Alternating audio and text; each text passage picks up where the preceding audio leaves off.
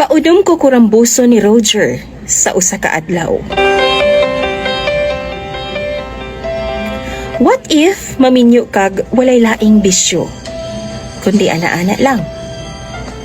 Pero dili lang kausa mo birada sa usa ka adlaw, kundi kaunom pa. Itago ko ninyo sa pangalang Sania. 32 anyos ug taga dinhi lang sa Mati, Davao Oriental.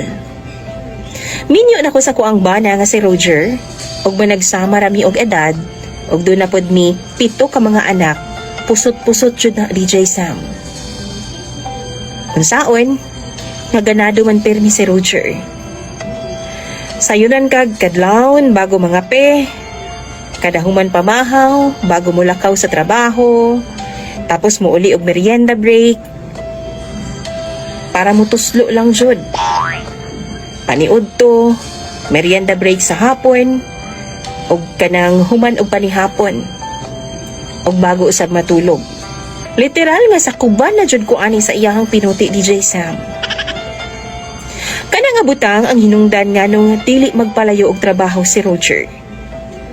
Dapat naalang jud siya sa duol sa mga gipuy-an. Kay dili jud daw niya kaya nga dili pagbigyan ang iyang kaugalingon kung ugaling man matukaran siya. Maglain jud daw ang iyang puson DJ Sam og dili nahimutang. Dili daw siya makatrabaho og tarong. Magdasa jud daw siya. Bisan gani ting period na ako DJ Sam, sukol gihapon siya. Sa CR na lang namo ubuhatan ang tanan aron nga diretsyo na banwas kay messy man jud kaayo kay gireglaman ko. Wa gyud absent sa ana-ana si Roger. Og bisan pag-asa, birahan jud ko ana. Bisan makitulog rami sa laing balay, mangita jud naghigayon nga makabira nako.